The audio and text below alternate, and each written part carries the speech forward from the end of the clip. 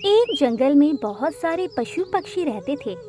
वो सभी खुशहाल जिंदगी जीते थे क्योंकि उनका जंगल हमेशा सदाबहार रहता था और इसीलिए सभी पंछियां उस जंगल में आकर रुके हुए थे। उन्हें कभी भी कोई भी दिक्कत नहीं हुआ करती थी। एक दिन की बात है, सभी पंछी बैठे हुए थे। तभी टुनी चिड़िया ने कालू कौवा से कहा, अरे कालू कौवा, अब की बार तो हम लोगों को काफी अच्छा जंगल मिला है। इस जंगल में 5 सालों से एक बार भी कोई ऐसी चीज नहीं हुई जिससे हमें परेशानी उठानी पड़े। हाँ, तुम एकदम ठीक कह रही हो। ये जंगल बड़ा ही सदाबहार है, इसीलिए तो सारे पंछी इसी में रह रहे हैं। वैसे तो बहुत सारे जंगल हैं, पर वहाँ पर कहीं बारिश तो कहीं तूफान और कहीं बर्फ की बारिश होने लगती है। पर ये जंगल ऐसा है जहाँ पर कुछ भी नहीं होता। इस बात से जंगल के सभी पंछी भी सहमत हैं, क्योंकि वो सभी भी काफी लंबे समय से उस जंगल में रह रहे थे। धीरे धीरे समय गुजरा और समय के साथ सभी पंछी बड़े ही आराम से रह रहे थे। पर एक दिन की बात है, टुनी चिड़िया अपने घर पर बैठी हुई थी। तभी उसने देखा कि बाहर का नज़ारा बड़ा ही अजीब होने लगा है, क्योंकि चारों तरफ से बादल आ रहे थे और तभी तेज बर्फ की बारिश शुरू हो गई। ये देखकर वो बड़ी हैरान हुई, क्योंकि आज तक तो इस जंगल में कभी भी ऐसा नहीं हुआ था। तो फिर अचानक बर्फ की बारिश कहाँ से शुरू हुई और वो अपने घर से बाहर निकल कर आ गई।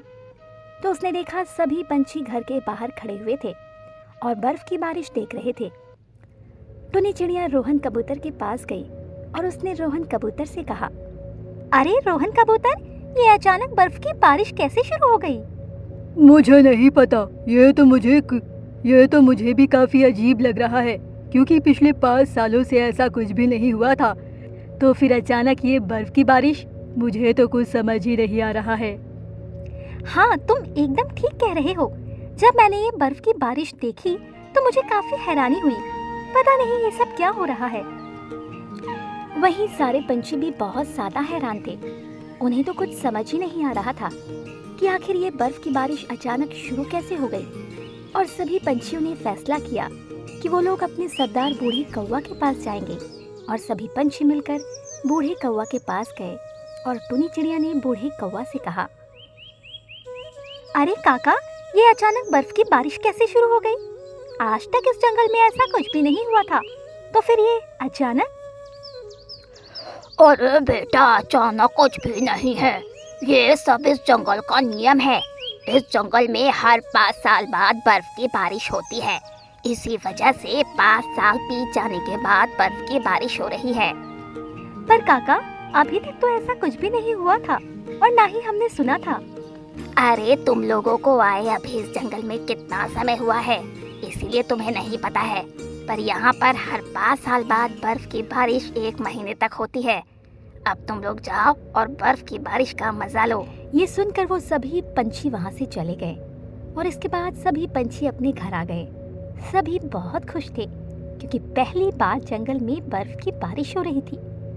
पर इसी के साथ जंगल में ठंड भी बढ़ गई थी और सभी ने अपने स्वेटर निकाल लिए। सभी बर्फ की बारिश में खेला करते थे। टुनी चिड़िया भी बहुत ज्यादा खुश थी। एक दिन की बात है, टुनी चिड़िया बर्फ में खेल रही होती है। तभी उसका पैर बर्फ में घुस जाता है और वो अपने पैर को निकाल नहीं पाती और मदद के लिए चिल्लाने लगती है। तभी वहाँ पर रोहन कबूतर आ जाता है और वो टुनी चिड़िया से कहता है, क्या हुआ टुनी चिड़िया, तुम क्यों चिल्ला रही हो?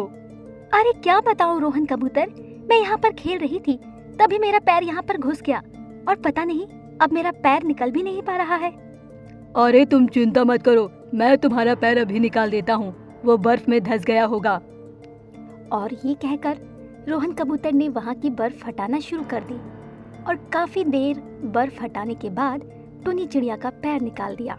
ये देखकर टुनी चिड़िया बहुत खुश हुई और उसने रोहन कबूतर से कहा, तुम्हारा बहुत बहुत धन्यवाद जो तुमने मेरा पैर निकाल दिया। अरे इसमें धन्यवाद की क्या बात है, ये तो मेरा फर्ज था। चलो इन सब बातों को छोड़ो और हम लोग फिर से बर्फ में खेलते हैं। और ये कहकर वो लोग फिर से बर्फ का मजा लेने लगे और बर्फ की बारिश पूरे 1 महीने तक हुई। और 1 महीने बाद फिर से वो जंगल पहले जैसा हो गया। ये देखकर वो लोग बहुत खुश हुए और खुशी खुशी अपना जीवन बिताने लगे। एक जंगल में बहुत सारे पशु पक्षी रहा करते थे। उसी जंगल में एक मुनमुन नाम की चिड़िया रहती थी। मुनमुन चिड़िया का एक बेटा था जिसका नाम मोनू चिड़ा था और वो लोग आराम से अपनी जिंदगी बिता रहे थे। धीरे धीरे गर्मियों के दिन जा रहे थे और सर्दी का मौसम आ रहा था, जिस वजह से मुनमुन चिड़िया अपने और अपने बच्चे के रहने का इंतजाम कर रही थी। एक दिन की बात है, मुनमुन चिड़िया घोंसला सजाने में लगी हुई थी। तभी उसके बेटे ने उससे कहा, माँ, सर्दियों के मौसम आ रहे हैं, तो इस बार आप मुझे सर्दियों में क्या दिलवाएंगी? क्या चाहिए है बेटा तुम्हें? वैसे भी सर्दियों के मौसम के लिए मैंने सारा इंतजाम कर दिया है। यदि तुम बताओ तो मैं तुम्हें नया स्वेटर दिलवा दूंगी। ठीक है माँ, आप इस बार स्वेटर दिलवा देना। वैसे भी मेरे पास एक ही स्वेटर था। ठीक है, तुम चिंता मत करो। अच्छा, तुम ऐसा करो कि तुम मुझे उस रुई को पकड़ा दो जिससे मैं पूरे घोंसले में लगा दूं, जिससे हमारा घोंसला गर्म रहेगा। ठीक है माँ। और ये कहकर मोनू चिड़िया ने अपनी माँ मुनमुन चिड़िया को रुई पकड़ा दी और मुनमुन चिड़िया ने पूरे घोंसले में अच्छी तरीके से रुई लगा दी, क्योंकि उन्हें सर्दियों से रुई बचा कर रखती थी और उन्हें काफी अच्छी गर्माहट भी देती थी। धीरे धीरे समय गुजर रहा था, सर्दियां बढ़ती ही जा रही थी और वो दोनों बाजार घूमने निकले। तभी रास्ते में मीनू नाम की कोयल मिली और मीनू कोयल ने उनसे कहा, अरे तुम दोनों लोग कहाँ जा रहे हो इतनी सर्दी में? सर्दी कितनी ज्यादा पड़ रही है, घर पर ही रहा करो। हाँ बहन, तुम बिल्कुल ठीक कह रही हो, पर क्या बताऊं, घर का सामान खत्म हो गया है, इसीलिए बाजार करने जा रहे थे। वैसे आप कहाँ जा रहे थे? अरे मैं तो लकड़ियाँ लेने जा रही थी, क्योंकि सर्दियाँ अभी और ज्यादा बढ़ेगी, तो सोचा अपने लिए लकड़ियाँ इकट्ठी कर लूं। हाँ, ये तो आप बिल्कुल ठीक कह रही हैं। मैंने भी लकड़ियों का इंतजाम पहले ही कर लिया था, क्योंकि मुझे पता था कि ठंड बहुत ज्यादा पड़ेगी। और इसके बाद मुनमुन चिड़िया अपने बेटे के साथ बाजार के लिए आगे बढ़ जाती है। वहीं मीनू कोयल वहां से चली जाती है। जब मुनमुन चिड़िया अपने घर पर लौट के आती है तो देखती है उसकी सारी लकड़ियां कोई चुरा कर ले गया था। ये देखकर वो काफी ज्यादा दुखी हुई और उसने अपने बेटे से कहा, अरे बेटा, हमारी लकड़ियां कहाँ चली गई? हम लोगों ने तो यहीं पर लकड़ियां इकट्ठी करके रखी हुई थी। हाँ माँ, आप बिल्कुल ठीक कह रही हैं। पता नहीं कौन हमारी लकड़ियाँ चुरा ले गया। अब हम लोगों को फिर से लकड़ियाँ इकट्ठी करनी पड़ेगी, वरना इस बार ठंड नहीं कट पाएगी। हाँ, तुम बिल्कुल ठीक कह रहे हो। चलो हम लोग फिर से लकड़ियाँ इकट्ठी करते हैं। और ये कहकर वो लोग फिर से लकड़ी इकट्ठी करने लगे। पर मुनमुन चिड़िया जानना चाहती थी कि आखिर उसकी लकड़ियाँ किसने चुराई थी। और एक दिन वो जंगल घूमने निकली तो उसने देखा मीनू कोयल आराम से ताप रही थी और वहीं पर कालू कौवा बैठा था। मीनू कोयल कालू कौवा से कह रही थी, इस बार तो ठंड के लिए अच्छा इंतजाम हो गया। मैंने मुनमुन चिड़िया की सारी लकड़ियाँ चुरा ली थी, वरना इतनी सारी लकड़ियाँ मैं कहाँ से ला पाती। ये सुनकर मुनमुन चिड़िया काफी ज्यादा हैरान हुई, क्योंकि उसे तो पता ही नहीं था कि चोर कोई और नहीं बल्कि मीनू कोयल ही है। और वो उन दोनों के पास गई और उसने उन दोनों से कहा, इसका मतलब मीनू कोयल, तुमने ही मेरी लकड़ियाँ चुराई थी। मैंने सारी तुम लोगों की बातें सुन ली है। ये सुनकर मीनू कोयल बहुत ज्यादा घबरा गई और वो मुनमुन चिड़िया से माफी मांगने लगी और उसने कहा, मुझे माफ कर दो, मैं लालच में आ गई थी। मैंने सोचा कि तुम्हारे पास तो बहुत सारी लकड़ियाँ हैं, तो थोड़ी मैं भी चुरा कर ले आती हूँ। थोड़ी नहीं, तुम मेरी सारी लकड़ियाँ चुरा कर ले आई थी, समझी तुम? मुझे नहीं पता था कि यदि मैं तुम्हें बताऊंगी कि मैंने सारी लकड़ियाँ इकट्ठी कर ली है तो तुम मेरी ही लकड़ियाँ चुरा कर आओगी। मुझे माफ कर दो, मैं आगे से कभी भी ऐसा नहीं करूँगी। तुम अपनी सारी लकड़ियाँ ले जा सकती हो। वो तो मैं ले ही जाऊंगी, पर आगे से अब मैं किसी को कुछ भी नहीं बताया करूंगी। और ये कहकर मुनमुन चिड़िया अपनी सारी लकड़ियाँ ले आई और अब वो बहुत खुश थी कि उसके पास बहुत सारी लकड़ियाँ आ गई थी, जिससे वो और उसका बेटा अपनी सर्दी आराम से बिता सकेगी। भूखे चिड़िया और कौवा। एक जंगल में मोना नाम की एक चिड़िया रहती थी। मोना चिड़िया बहुत गरीब थी और बहुत ज़्यादा खाती भी थी। इसी वजह से वो और ज़्यादा गरीब होती जा रही थी, क्योंकि वो बहुत सारा खाना खाया करती थी और उसके पास इतने सारे रुपए नहीं थे कि वो इतना सारा खाना खा पाए। एक दिन की बात है, मोना चिड़िया एक पेड़ पर बैठी हुई होती है। तभी वहाँ पर एक कालू कौवा आया और उसने मोना चिड़िया से कहा, अरे मोना चिड़िया, क्या हुआ? तुम्हारी हालत तो बड़ी खराब लग रही है। क्या बताऊं, मेरे पास रुपए ही नहीं है जो मैं भरपेट खाना खा पाऊं। मुझे रुपयों की जरूरत है। अच्छा, कितने रुपए चाहिए हैं? मुझे बताओ, शायद मैं तुम्हारी मदद कर सकूं। वैसे भी आज मैंने सुबह ही कहा था मैं भूखे की मदद करूंगा। अच्छा, ये तो बहुत अच्छी बात है। तुम मुझे थोड़े ही रुपए दे दो। इसके बाद कालू कौवा ने मोना चिड़िया को थोड़े रुपए दे दिए और वो वहाँ से चला गया।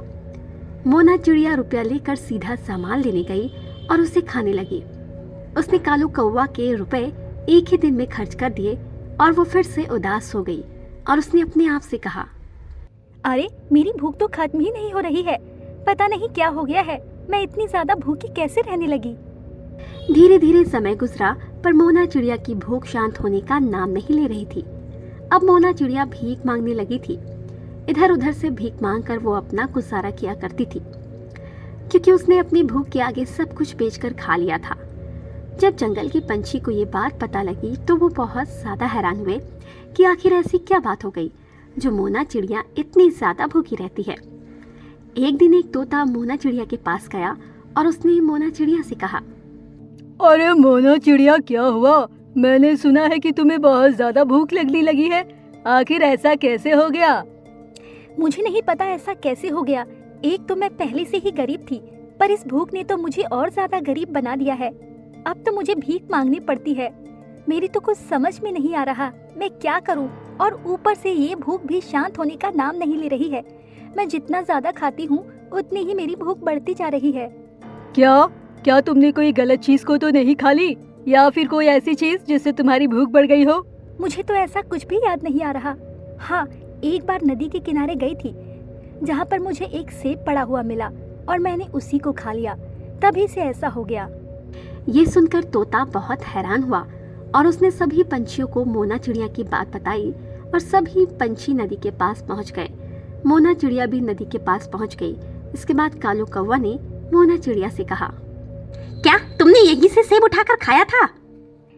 हाँ, मैंने यहीं पर पड़ा हुआ सेब खाया था। तभी वहाँ पर एक बूढ़ा कौवा आया और उसने उन सभी से कहा, अरे, यहाँ पर तो श्रापित सेब गिरते हैं जिससे भूख बढ़ जाती है। क्योंकि एक बार यहाँ एक चिड़िया आई और उसने बहुत सारे सेब खाए, पर उसका मन नहीं भरा, पर पेट भर गया। इससे चिड़िया बहुत दुखी हुई और उसने इस पेड़ को श्राप दिया कि इस पेड़ का सेब जो भी खाएगा वो हमेशा भूखा रहेगा, और इसी वजह से ये सब श्रापित है। अब तुम इस नदी से पानी पी लो तो तुम्हारा ये श्राप खत्म हो जाएगा। क्या आप सच कह रहे हैं? तो मेरा ये श्राप मिट जाएगा और मुझे भूख नहीं लगा करेगी? हाँ, मैं एकदम ठीक कह रहा हूँ। क्योंकि जब उस चिड़िया को ऐसा हुआ कि उसने कितनी बड़ी गलती कर दी, तो उसने इस श्राप को तोड़ इस नदी को बताया। तुम जल्दी से इस नदी का पानी पी लो। ये सुनकर मोना चिड़िया बहुत खुश हुई और उसने नदी पर जाकर पानी पी लिया, जिससे उसकी भूख शांत हो गई और वो बहुत खुश हुई और उसने उन सभी से कहा, मेरी भूख शांत हो गई है, अब मुझे भूख नहीं लग रही है। ये सुनकर वो सभी पंछी बहुत ज्यादा खुश हो गए और कालू कौवा ने मोना चिड़िया से कहा, ये तो बहुत अच्छी बात है कि तुम्हारी भूख शांत हो गई, पर अब इस तरह कभी भी पड़ी हुई चीजें मत खाना, क्योंकि तुमने देखा ना कि तुमने अपने लालच में उस सेब को खाया और इससे तुम्हें क्या क्या भुगतना पड़ा। हाँ, तुम बिल्कुल ठीक कह रहे हो। मैं कभी भी पड़ी हुई चीजों को नहीं खाया करूँगी। और इसके बाद वो सभी पंछी वहाँ से चले गए और अब मोना चिड़िया बहुत ज़्यादा खुश थी, क्योंकि अब उसकी भूख शांत हो गई थी और अब वो फिर से मेहनत करने लगी थी, जिससे उसकी आर्थिक स्थिति भी सही होती जा रही थी।